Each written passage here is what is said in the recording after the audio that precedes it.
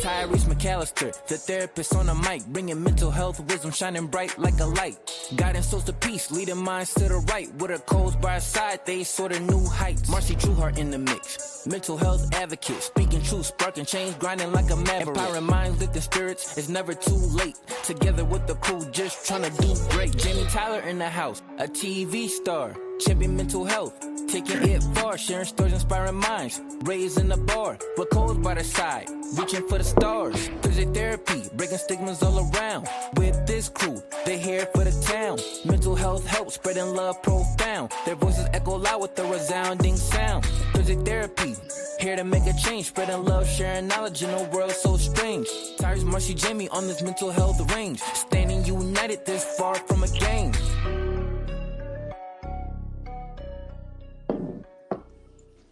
Hey, ladies. Hey, how are you? How are you? I'm great. How are you guys? Woo, Amazing. I'm amazing. I'm amazing, yes. I look like water. It is. Nah, you need some 202 in there. I do need me some 202. See? But right now I have some H2O. There you go. And so do our listeners. Jamie, tell everybody what 202 is. In case we have any new listeners and they don't know. The 202 is in the DMV area right now, DC and Maryland, and working on Virginia. But it's actually, if you go to the website, you can get, I believe it's 68 locations now. So awesome. It's growing. Yes, it's growing pretty fast. And Costco, I know Costco in DC has cases and cases of them. So every time I go to the DC Costco, of course I go and pick up a few bottles, and then I just kind of convince a few people to buy some also. Really appreciate you. And that's a good point. That's one of our bigger contracts right now. Both Lax Liquors, one in Beltsville, one in DC has it. Total Wine and Laurel has it. And a lot of restaurants and lounges and a lot more liquor stores. We actually just got a new location in DC on Connecticut Avenue called Top Shelf Liquors and Wine. Mm-hmm. That's right by the Mayflower. So they have it in there as well. Awesome. Okay, so you have it. You know what it is. Get you some. Every Thursday night, come have a drink of 202 along with us while you watch us as we talk to our guests on the virtual couch. Yes. All right. So what you guys get into this weekend? Marcy? I totally forgot. Oh no, it was Mother's Day. Mother's Day, yeah. It's been a very long, stressful week. So Saturday I danced with the belly dancers. And we were raising money we're help building a school in Tanzania with Mayasa Tail Fair. So definitely I did that. I'm on another podcast, the AM Affirmation Podcast, and we did some recording for that. So check that out, AM Affirmation Podcast on YouTube. So we're there. Go check us out there. And then Sunday, when I tell you God has just blessed me with the most amazing tribal people to love up on me. My sister took me to breakfast for Mother's Day, and I enjoyed, that brunch was something delicious. We went to La Vie, and once more and again, the gratefulness that I have in my heart for the people who love up on me is the words can't even express. And of course, I went to church also. That's what's up. La Vie is definitely a hot venue. I love La Vie. I love La Vie. I'm pretty short and sweet. I'm Mother's Day, like you said. Saturday we just split. Saturday we did her mom, Mama T, and her sister came over. It's my immediate family, and we all just hung out on my deck. Sunday I went to my mother's house, and we hung out over there most of the day. Ended up going out to eat after that, and then brought it back in. And this week been pretty quiet. Not a whole lot going on. Okay. So you know it's always quiet right before the storm, Jamie. So something big must be getting ready to happen because you ain't never had a quiet weekend. Oh, I forgot. We got Yeah. so we got to go to Houston next week. I forgot. Good point. So that's why I was chilling this week because I knew we are gonna be gone next week. So Raina's speaking on a panel at the Houston Cigar Week. Oh, Apparently, yeah, yeah, yeah. Remember you told me about that. yeah. So she's going to be Kenya Moore is one of the speakers that's on Real Housewives of Atlanta, and yeah, they let me tag along. They booked my flight and my room, well, her room and our room, and they said, hey, y'all can hang out with us all week or do what you want to do. So we're gonna do that. We're gonna go see Houston. Excellent.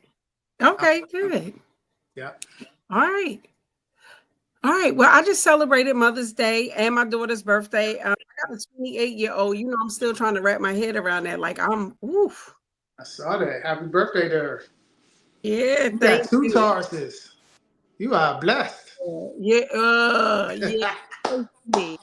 Right, it was not easy being in the house with them two. You Okay, got and, two and then Tauruses. Ayana was a Gemini, so you know, Hey, hey, woo, hey. Shouts to it the got real, Geminis. it got real fiery up in here. But you know, I always maintain my cool because I'm the cool Virgo, untouchable, and I be like, I'm out of here in my mind. But no, it was good. I had a good time. And I was with Marcy at La Vie, one of my favorite places to eat. Um, yeah, it was good. Yeah. Good. I'm glad you All guys right. had a great Mother's Day. Thank Yeah. you. And my when I went to New Jersey last week, I brought my grandmother back with me. So when we went out to eat on Sunday evening, it was 5 generations, and I thought that was very, very special. You know, my grandmother, my mother, me, Me. my daughter, and my grandson. Like, you know, people really don't have 5 generations. So I really, really felt very blessed, very, very blessed to have that experience.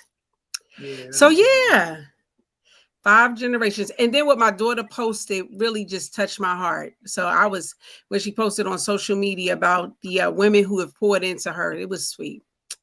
So yeah, that was my weekend. yeah. We was all kind of quiet. It was kind of calm.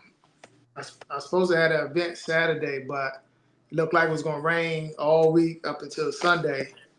So we pulled the trigger to move the date, and now it looks like it may be sunny Saturday. I don't know, but so anyway, Okay.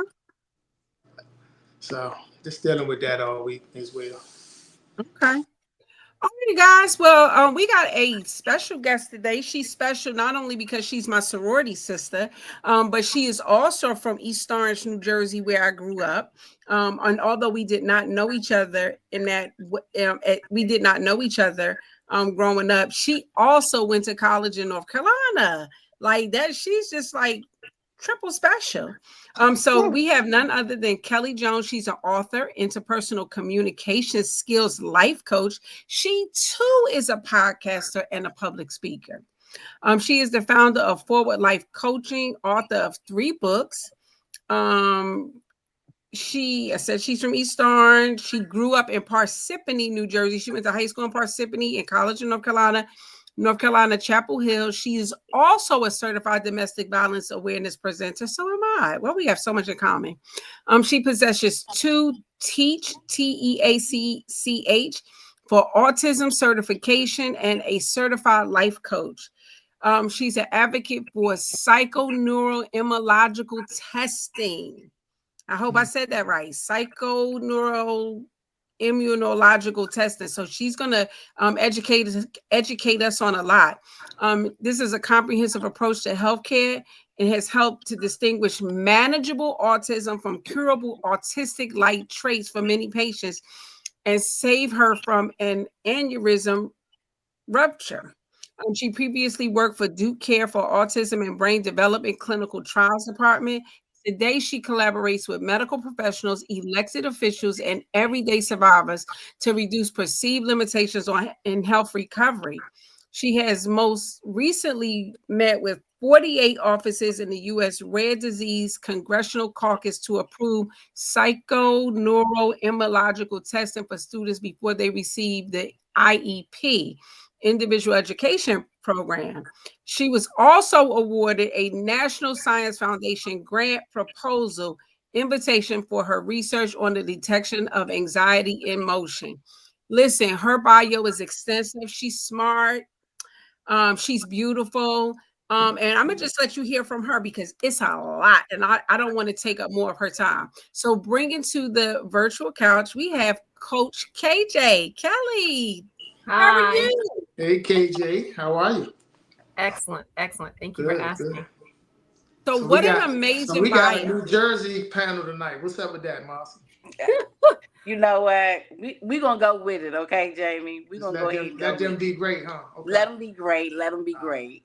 And if you you go know even what? deeper, you say you got EO.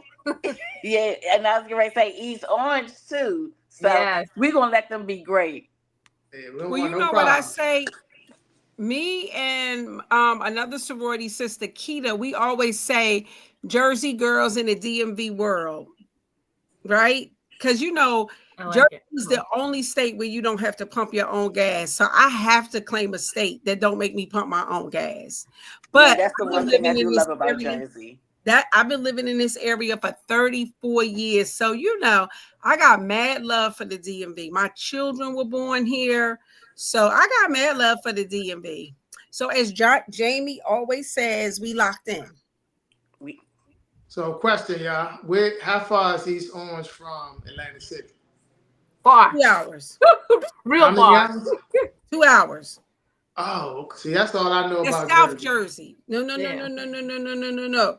Because you know how, like, if you live in Maryland and somebody say you from Baltimore, and you be like, oh no, I live closer to DC, right? You know how like it's insulting, right? For somebody to think you from Baltimore. So South Jersey is sort of like that. Like they kind of claim Philly. Yeah, it's completely different. I used to work in New York and I used to work in Philly, and I worked in New York first, right? And so it was a promotion. I got a company car if I worked in Philly. So I was like, yeah, I'll take the car. Because I'm thinking it's going to be like Manhattan. And when I got there, I was like, what? So Manhattan is like this eclectic environment. North Jersey is like this eclectic environment where like everybody just kind of like blends. When you go to South Jersey, there's more cultural distinction. So there's more pockets of people in different places and unique places. So it's a little bit different, but yeah. But I love my New Jersey. I love North Jersey. It's made me who I am today. Yeah. So if I go to Jersey, I'll just call one of y'all. Like, where am I supposed to be? Because I don't want to get lost. Not in Newark. White Castle. Oh, I heard of Newark. So that's where the box is from. So that's the hood. Yeah. And that's where I grew up in East Orange. I went to East Orange High School, but I lived the last few years in Newark, and my family is from Newark. So I kind of claim Newark, and most people don't even know about East Orange. So I would say Newark, unless somebody was from Jersey, then I'd be like, okay, East Orange, because they would know. Gotcha. Okay. Yeah. My bad. The home of Raz Baraka. He's mayor now, running for governor. And the home of White Castles. Okay. See, y'all teaching me something today. You knew this stuff, Marcy? No, I did not. Yes, and I am now more educated on the jerseys, all of them, shores, east, and west. Yeah. And wait. Let me just say something. White Castles, I think, is from Chicago, but it just, when everybody goes to New Jersey, like especially Newark or East Orange, and I even found it in South Jersey, people typically pick up a White Castle. It's like the thing to do when you get there. That's why I was saying that. If you go to North Jersey. Gotcha. Okay. All right. So this is a hot topic that we got today. So I want to get into it because we're going to learn some stuff about autism, and people really do have a lot of questions. In my training with police officers, that's the question that comes up a lot because sometimes people can't really differentiate. So can we just start with you telling us what autism is and what are autism-like traits and how do they differ? Okay, excellent. So autism is really and truly defined by three things. Impaired communication. That means expressive and receptive language. Like when I'm talking to you, can you understand what I'm saying? Like the actual message that I'm giving you, and your response, is it in line with what I was talking about? So the receptive and expressive components of language. The second part is The second part is repetitive behavior. So doing things over and over and over again because they bring comfort, right? You're stressed, you're anxious, etc. But if you continue to do this one particular act, it brings comfort. So it might be that, you build Legos with red blocks and you get praise, and you build Legos with blue blocks and nobody says anything. And so when somebody's trying to get you to go back and work with Legos, you're going to gravitate to the red because you want the praise. You don't want to do the blue because you didn't get that affirmation that you needed. And then the third thing is social awkwardness. So that's just feeling uncomfortable in various environments, not wanting to engage, and also escaping or leaving that environment at an early time period. So like, let's say you're there, you're supposed to be there at therapy for an hour and you decide to leave at 15 minutes. So that would be like social awkwardness, not feeling comfortable in that environment. Something there is giving you a great deal of discomfort. And so that is autism. So beforehand, there was something called the DSM-4, and the DSM-4 described the criteria for a diagnosis. And then one particular doctor worked diligently to lessen the criteria, right? Because, if you can get that diagnosis, there's a lot of supports that come along with it. There's a check, there's different things, benefits. So people were fighting to get this support so their kids could get the medical attention that they needed. So what the doctor did was he took that DSM-5 criteria and loosened it to those three things that I mentioned right now. And the rate of autism escalated by 500%. So autism used to be 1 in 150 persons. And right here, right now, today in the United States is 1 in 31. In the world, it's 1 in 100. And so the question is, why does the U.S. have such a high rate of autism versus the world? And that's where Kennedy is coming in, and he has a strong stance on what we can do with autism. And he's trying to push the envelope, and he's talking a little bit more about autistic-like traits versus just true core autism.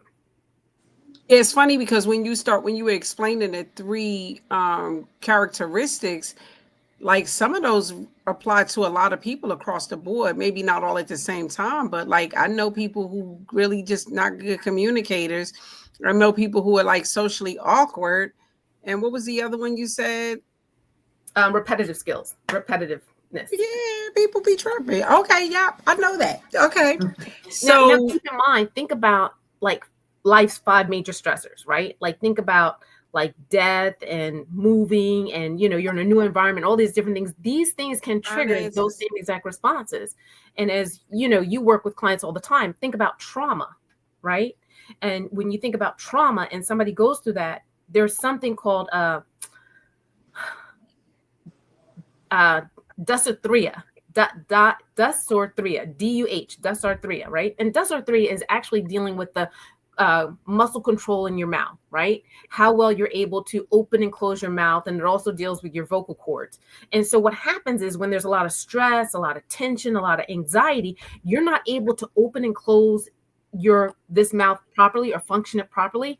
And what happens is the vocal cords now get air because air starts to escape, right? Because you're not able to properly control the muscles. Air gets stuck in your vocal walls. So when the air gets stuck in there, what happens is you are no longer talking like I'm talking right now. What happens is you start to talk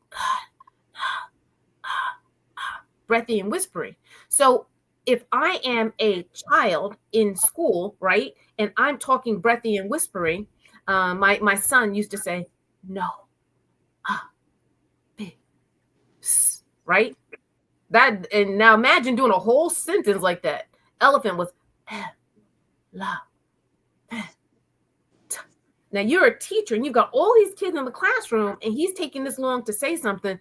The teacher might like look over Noah. And after he gets looked over enough, he's either going to come out with rage or just shut down and not talk at all. So when you're talking about communication challenges, trauma could be a part of it. I'm sorry, the muscle motor could be a part of it. Then we were talking about repetitive behavior. So when you're talking about trauma and start thinking about PTSD, about how people replay something over and over again because they want to get control of the situation, right? So the last time I got on the slide, I fell off. So I keep replaying getting on that slide in my mind so that the next time I get on the slide, I don't fall off, right? And that replay could take the could be presented as a focal seizure, right? So I'm looking away and I'm thinking about it, and then all of a sudden, after I look away, I come out and there's rage because I can't control that situation. I can't win. I can't not fall when I recall it. Or it could be a grand mal epileptic seizure because I can't conceive how I can win that. So that's where some of the repetitive behaviors come in. And then with regards to the social awkwardness, think about like there could be triggers. There could be environmental triggers. There could be sounds. There could be, somebody's wearing glasses. There could be any of those things that actually trigger the person again. So now what happens is you have a child who has the same exact behaviors as autism with rage. I didn't say rage when I was talking about autism. When I mentioned autism, none of those symptoms had violent tendencies. And then when you talk about psychoneuroimmunology, so the trauma would be on the neurological side. I'm sorry, I'm almost talkative. Am I going too deep? No, go ahead. Because you do a hand signal or something to let me know. But we talked about the psychosis, which would cover autism and autistic-like traits. We talked about the neurological component, which is the trauma. And then there's an immunological component. So immunological means that basically my body is not producing enough antibodies or producing too many antibodies as I fight off viruses, infections, and bacteria, those three. So what happens is when you're talking about what was the first one? Communication. When you're talking about communication, it's the same exact thing. You don't have that muscle control. So you're not able to speak fluently like everybody else, and you have breathy challenges. That's because of your immune system being compromised as your immune system is trying to fight off whatever virus is coming in, right? Then there is repetitive behavior. So repetitive behavior. So there's two components to that. So with repetitive behavior, there is the, I can't think of it right now. There's the, not the strep one. I don't want to do the strep one first. I want to do the other one first. Well, I'll do strep. Strep can bring about like OCD behaviors. It can bring about the repetitiveness of doing things. It can actually increase perception and also proprioception, like how much do I push or pull when I'm doing an activity. And that's because my immune system is not aligned. My immune system is trying to fight off the virus or infection, and I don't have the strength that I once had, or the muscle control, to do things. When someone has strep, it actually attacks the basal ganglia part of the brain, and the basal ganglia. Oh, I know what I was going to say. The basal ganglia part of the brain actually is a part of that whole muscle control. So you don't have the self-regulation. So when you're out in public, somebody with autism might all of a sudden lunge at you or bite themselves or something like that because they don't have the proper control and they're frustrated. I talked to a gentleman with Parkinson's disease, and Parkinson's kind of falls in that line with regards to immunodeficiencies and challenges in autism and Parkinson's, Alzheimer's, all in that stream.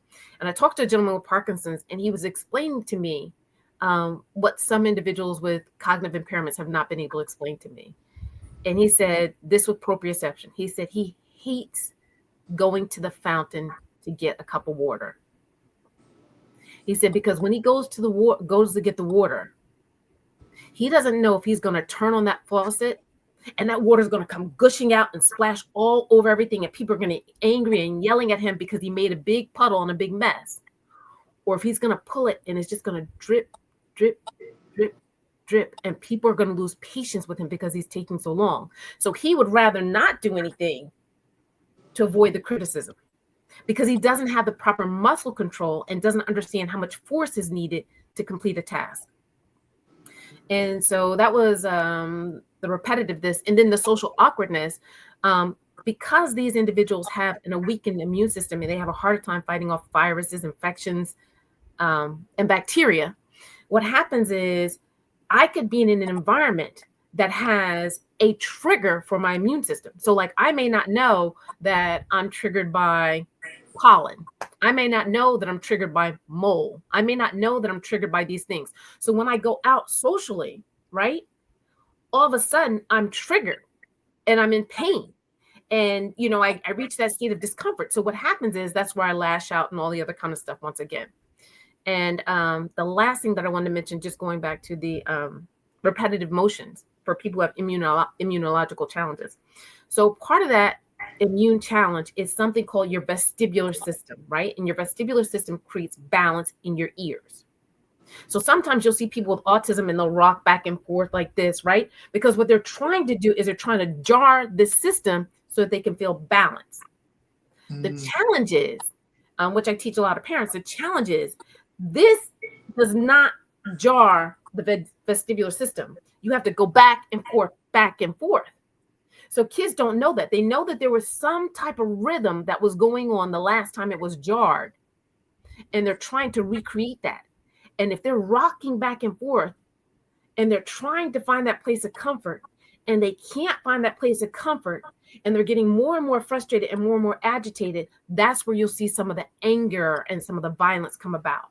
And so what happens now traditionally is because these kids have adverse social behaviors, the ones with autistic-like traits, not talking about autism, because they have autistic-like traits, what happens is they try to medicate them to calm them down. And if we can calm them down, then we can treat them. But it's not a matter of calming down to treat them. You have to get to the core of what it is, because if you calm them down and medicate them, you've masked the core. Mm-hmm. So now that you've masked the core, you don't know what you're treating. So and I think that's Western medication, that we just kind of mask the symptoms so that we don't have to deal with whatever the issues are, whether it's behavior or whether it's something physical. So how did you become so interested in autism? Okay. I'll try not to talk as long this time. Take your time. But you know what? If I'm saying something, interrupt me, ask the question, because as you can see, I'm very passionate about this. I've been working with this since 1999. I've got a lot of things stored up here, and some things may be relevant, some things may not be. So feel free to interrupt me. I'm not at all offended. So how did I become offended? How did I become offended? I didn't become offended. I did not. So how did I become interested in this? So back in 1999, did I say I wasn't most talkative? So did I, girl. We got we would have never known. But Jamie, I got most talkative in high school and in college. Most talkative and most outspoken. And look, I used to get it on my report card in the little box for notes. That was the first thing they said. Yeah. Talkative. But you got A's though, right? I mean, I got Amen. most talkative, but I got good grades. Amen. I couldn't get into UNC. That behavior was always it was a little shaky. It could be a C, could be an A. I don't know how they feel. Yeah. Well, the thing was, when I went to Catholic school and everything, the teachers wanted to reprimand me. But what happened, even when I was in high school, they wanted to reprimand me, but my work was always right. So my work was right, and I would hand it in, and then I would just start talking, and they would be like, "You're not supposed to talk. You're supposed to talk," but I did my work, So, but how did I become so interested in autism? So back in 1999, my daughter, was in daycare, and there was a chickenpox scare going on, right? And I couldn't remember if I had actually had chickenpox because I was never treated for it. So I took the chickenpox vaccine. And I was that mom that when we went to Chuck E. Cheese, I was in the tunnels. Like when we went outside to play, I was tackling the kids, rolling in the grass. I was the fun mom, always, always, always with the kids, right? So all the other parents could go elsewhere, and I'd be the one that was like, And so we went to my friend Donna and Cleve Parker. They had just bought a house in Virginia, and we went to their house in Virginia. And, everybody else was cooking, doing that other kind of stuff. And I was outside playing with the kids. And then all of a sudden, I got weak. I got really, really weak. And this was like a Saturday. And so I remember I went to church. I was struggling. And so one of the friends said, "Kelly, I need you to come to my house Monday when your husband's out of town, because I don't like the way you're looking, and I want to make sure you're okay." I got to our house on Monday. I made it up the stairs and collapsed. When I woke up, I was in the ER, and they had just finished taking a spinal tap. I had Lyme's disease. How do we know I had Lyme's disease? Because they found the tick. I about to say a tick bit you. They found it. But listen, sometimes people don't find the tick, and that leads to many, many more complications. So God saved me for a purpose, but they found the tick. It was removed. But what they did was they gave me like antibiotics and stuff just to make sure, because I had collapsed, right? They gave me antibiotics and stuff just to make sure that my system was okay. So after I took the antibiotics, the test came out positive for pregnancy. So I went to the gynecologist and I was telling them about, what had just happened. And he said, wait a minute. He said, you took, what medication did you take? And I told him the medication that I took. And he said, I want to give you the option, and you may want to consider abortion because your child may be born with autism.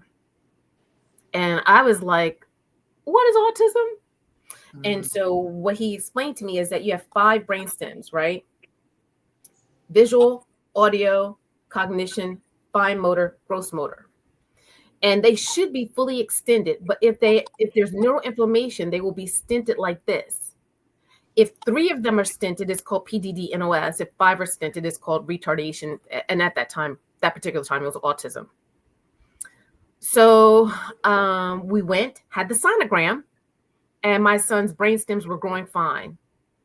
And that was where they told me that it looked like everything was going to be fine. But because of the medication, they were concerned. Also, at the same time, my older son, because I had a very stressful pregnancy, he was born with pataki on his face. Those are red blotches. And because of the pataki, they told me that he could develop autism. So there were neurological conditions that led, neurological, immunological conditions that led clinicians to say, hey, look, you know what? We're going to take a very, very proactive stance. We're going to put your kids on antibiotics. My son, Noah, had like at least 8 ear tube operations. He had a hernia operation. I mean, we were doing all these things, the allergy shots, etc. And my sons were bright and alert. So even though there could have been like some kind of autism, my kids were functioning. They just didn't have the breathy sound. Then I found out about Dr. Rosario Trueheart in I can't remember. He's like Ramsey. He's somewhere. He's North Jersey, kind of like where the Jersey Housewives are. Mm-hmm. That show. That's where he is.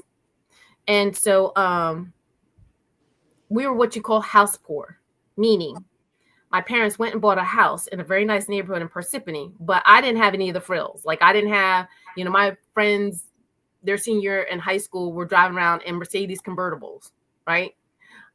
I was driving around in like my dad's car, and then I had an old Plymouth Horizon that you had to roll the windows down. It was somebody's grandma's car. And when all this was going on, I contacted my best friend from high school. Her name is Lisa Lazarus. Her father is Charles Lazarus. Her father is the founder of Toys R Us. And I was like, they saw me concerned about my sons on Facebook and that kind of stuff. And Lisa's like, go to Rosario Trueheart. And 2 more friends in New Jersey told me go to Rosario Trueheart. He is the person who founded the cure for autism. So people who are being cured of autism, he's the person that founded it. And so when I went there, he's the one that explained to me that my sons had hypogammaglobulinemia. So there's 4 different things. There's immunoglobulin competence, which means you're cool, everything's good, you're performing like you should. Then there's hypogammaglobulinemia. That means your system is not producing enough of the antibodies to fight off the viruses. Then there's hypergammaglobulinemia, and hyper means your body is producing so much until it's actually killing off some of your brain cells. And then there's amaglobulinemia, and amaglobulinemia means you have none. Like you are at 0, like you are at the worst possible place with regards to antibodies. And when I met with Dr. Trueheart, he said, there are a couple of ways that you can do this. You can do steroids, you can do antibiotics, you can do for hypo, you can do IVIG, and for hyper, you do plasmapheresis. And plasmapheresis is kind of like, when you go to dialysis and it cleans out your kidneys, it just kind of cleans out your plasma. And when I say plasma, I'm talking about your antibodies, like what fights off the viruses. You have plasma in two places: plasma in your blood, and you have plasma in your mucosal system, your sinuses, your saliva, and your breast milk. So Wow. Kelly, I have a question for you too. For people that's listening, how soon in a pregnancy can autism be detected? Can it be detected in the fetus or at the sonogram? So what do you have? Sonogram 3-4 months, like 4 months at that 4-month check. Wow. And what can you explain what they seeing that alerts them? Or so what they're doing is they're looking. Sonogram gives you a picture of the baby, right? And so what they're actually looking at is the brain on the baby to see if those 5 brain stems are extended. And they can get a clear image of those brain stems in utero, in the sonogram, right? So I'm impressed that the thing is that the big push for me has been, how do I get this word to more people that may not have access to it? So you can get a lot of things through like Medicaid and stuff like that you can't, that maybe some other people may not be able to get through, like their private insurance, etc. So there's a large community that has access to this but doesn't even know about it. So how do you get the word to that? And June 17th, 1999, like right after I passed out and had the the chickenpox vaccine and the Lyme's disease, I confessed every sin I ever did. I said, God, let me live. Just tell me what you want me to do. And he told me my calling was to teach and preach. And even though my master's is, my major is communication, etc., I didn't think it was from a pulpit. So I was like, you got to tell me what to do. And so I just kept pushing the envelope, just teaching Bible study, working with the 2/3 way house, teaching senior citizens. I wrote a Bible study curriculum, and I was like, okay, I'm teaching, I'm not getting it. And then one day I saw my pastor in New Jersey, Marshalltown, New Jersey, where I accepted my calling. And he said, Kelly, he said, you're a mother. And I said, yeah, I've got kids. He said, no, I'm calling you Mother Jones. No, Mother, my married last name. And I said, what?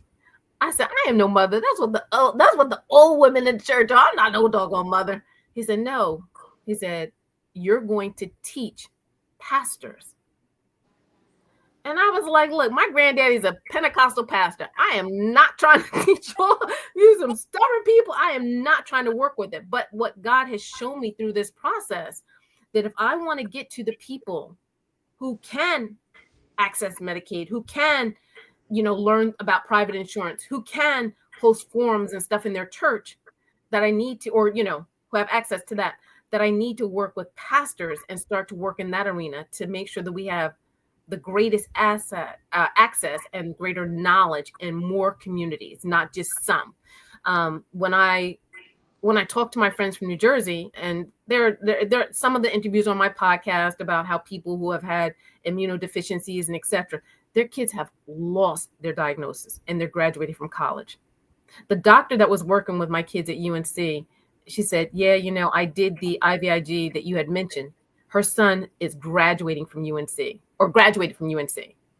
So, and I learned like the difference at Duke. When I was at Duke, the clinical trial that I was working on for kids with autism had some very adverse side effects.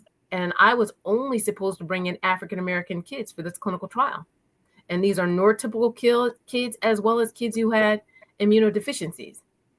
So the thing is, how do we get, because, there weren't a lot of options in various communities. So how do we get more options to these communities so that they can have access to success?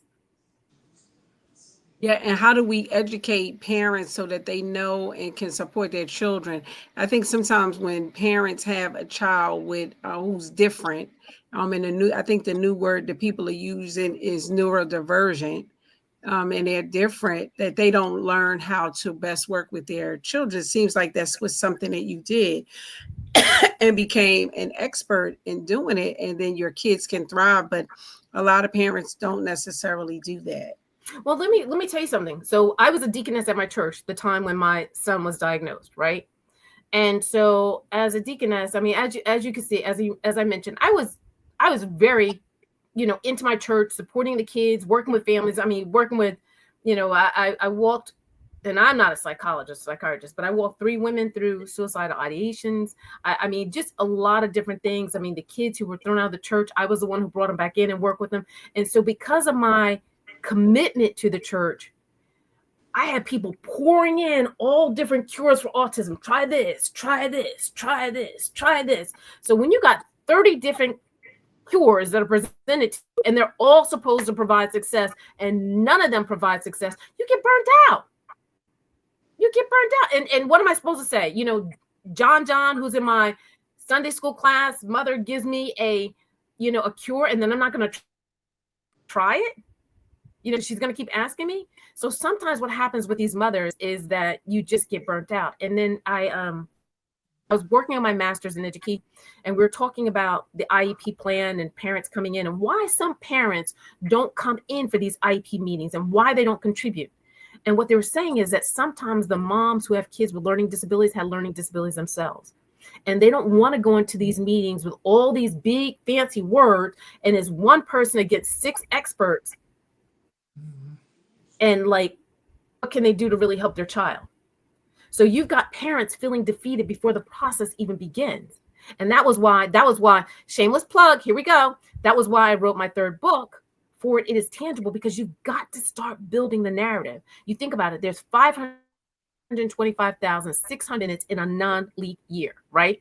So that means there are tons of minutes that you have insight to that nobody else has insight to.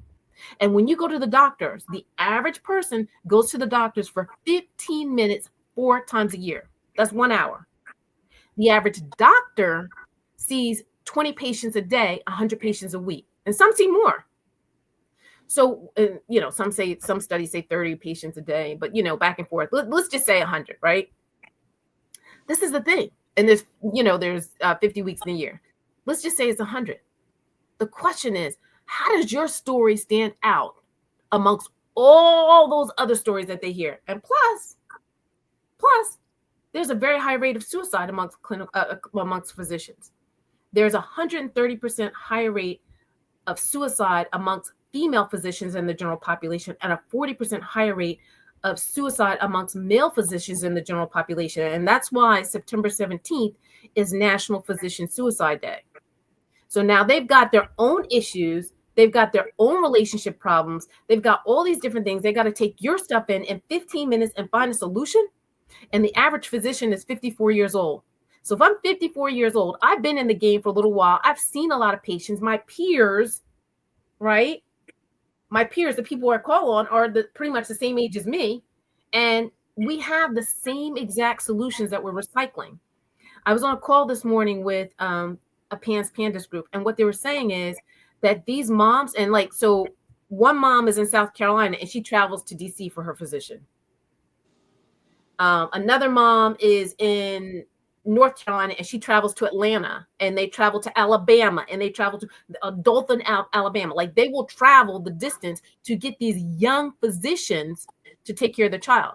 But guess what? Are you ready for this? They're paying $7,000 to $9,000 for the initial visit with these physicians, because the practice is not widespread. The knowledge is not widespread. I mean, they're doing it in certain states like Iowa, but it's not widespread. I'm sorry. I know I talked a lot. I'm gonna pause. So it's a lot of information, and it's actually good because we want anybody who's listening to really have a better understanding of autism and what can be done, what's not being done, and how they can get help. I tell people all the time that mental health, learning about one's mental health is very dynamic in that it doesn't stay the same. I received my master's degree almost 30 years ago, and we learned nothing of autism, but it is a real big deal now. I also teach law enforcement about mental health. And so autism is a part of the curriculum, and which is why I encourage, like you can't just get, it shouldn't be a one and done training. It has to be ongoing because things change and how we respond. So given that, like how do, because autism is a big deal now. Like there are lots of people, like you said earlier, who have it. How do we deal with people? Because people with autism, and because there's different, it's a spectrum disorder, and that people can be in various places on the spectrum. So you may find yourself working with somebody who is on the spectrum, right? Like a friend of mine, her son is on the spectrum, and he just finished law school. He passed the bar the first time. He's on his way to get married, right? And so how do, if I am encountering someone who has autism, I know I have my thoughts on how to treat a person, but I want to hear what you say. I think the core starts with understanding who the child is, because when you have one child with autism, you have one child with autism. I had two children with autism who were completely different. You know, there were different different triggers, and there were different levels of interest. So I have three children. My daughter, she graduated high school. Well, she started taking college courses at age 14. She's been in gifted and talented since she was in second grade. She came in 8th in the nation in the mile, right? She's been in politics since she was 11 years old. So and she's a talker. I don't know where she got it from, but she's a talker. And so for me to engage her and to get her to the next level where she needs to be, there needs to be some oral communication. There needs to be something exciting. I can't talk to her like this because I will lose her, but it has to be something engaging. My middle son, Jay, he would carry a book with him. We went to Great Adventures at least once a week. He would carry a book with him to Great Adventures and read the whole book. He did not have good fine motor skills, so he would tear off the first page because he read it over and over again. And so you would know when he was finishing a book because he would tear off each and every page. But if I wanted him to stay engaged and do whatever came next, I rewarded him with a book. I knew that book was his coping place. So if he were aroused or whatever, even if there were a trigger in the environment, if there were a dog or whatever, he could look down in his book, get what he needed to get, and keep it going. And then the third thing is my youngest son, Noah, he had great fine motor skills. Somehow, some way, I don't know, he took the bolt out the garage and the garage collapsed. So he had like phenomenal fine motor skills. We go to a psychiatrist, they would give him a puzzle. They would take out the piece of the puzzle, walk away, and they walk away, pretend like they were not looking at him, and he would put everything back in perfectly. So he needed that opportunity to do something with his, he needed that textile stimulation to stay engaged. So I think a major part of it is understanding how they function, how the individual functions. And a lot of times what happens is we say, okay, well, you know what? If Jay, my middle son, likes books, then Noah likes books. You give Noah a book, he's running down the highway. So you've got to find out what those things are, and you've got to find out kind of like environmental I want to say environmental safety things, but things in the environment that can actually make them more comfortable. So I'll give you an example. Like one thing is called misophonia, and misophonia is a sensitivity to sound, right? There's photophobia, sensitivity to light. Misophonia is sensitivity to sound. So, if Jay hears sound, he hears it like remember the Snoopy lady, wah, wah, wah, wah, wah, wah, wah, wah, that kind of thing. Charlie Brown. So people might think that he's hearing, that he's I don't know, that because he's not tuned in, that he needs some other type of support. But what he needs is some type of filter, because he can't take all those sounds. So my son listens to classical music. So if we want to get him to do whatever, we put in the classical music, he gets that buffer, and then he's ready to go do whatever comes, because that classical music helps him filter sounds beforehand. So once again, it's a matter of peeling back the onion to understand what these kids like. And sometimes, because I was always into my kids, I was able to understand exactly what they like. The other thing is my son Jay, he couldn't understand. One day I was getting ready to go to church, and I was like, Jay, I said, get your shirt. We need to go to church, right? And he goes and stands at the door, and I'm like, Jay, go get your shirt. He stands at the door, looked at me like I'm ready. And so I said, Jay, and he always carried this Magna Doodle, right? And I said, Jay, I said, what did mommy just say to you? He took the pen, that Magna Doodle pen, and he wrote CHURCH.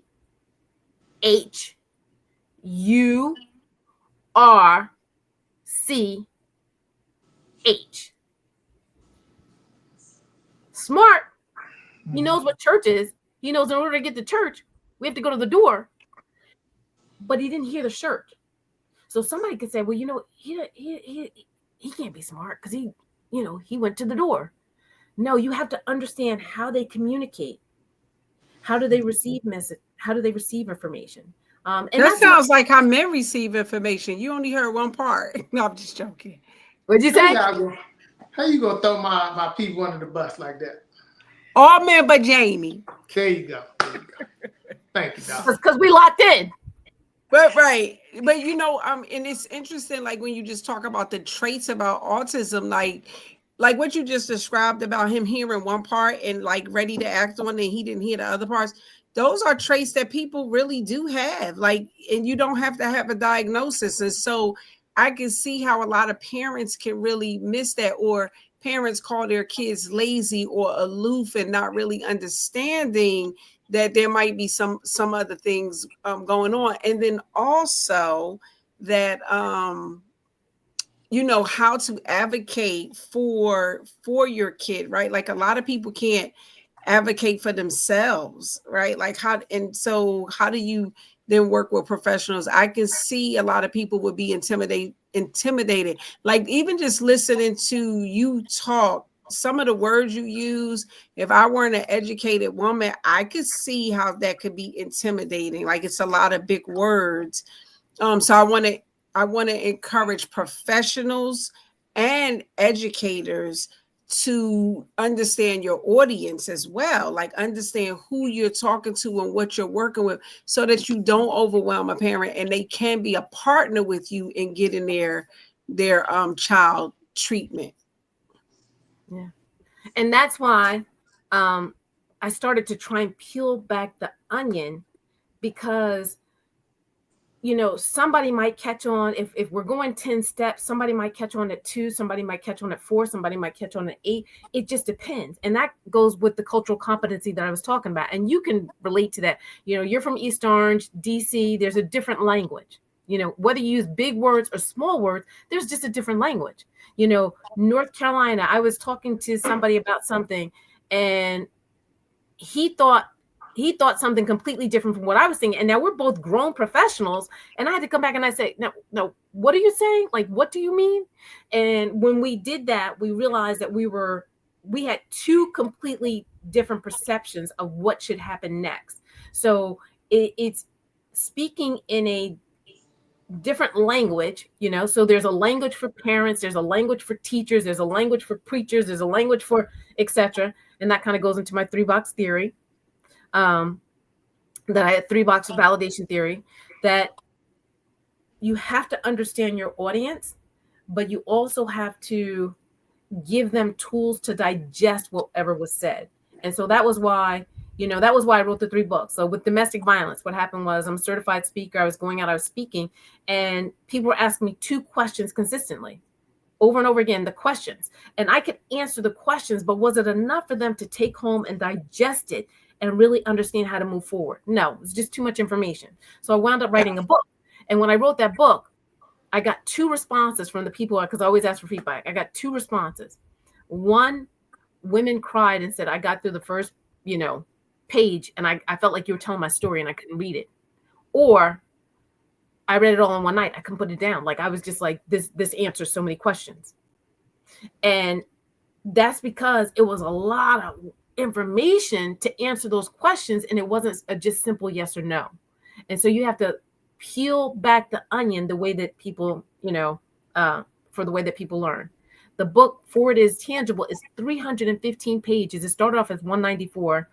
And then people were just asking me too many questions. So I went back and I made it a workbook where you can fill it in. And so if you keep a year later and things change, and I always recommend taking self-assessments over and over again. A year later, if things change, you can go back to that workbook and look at it again.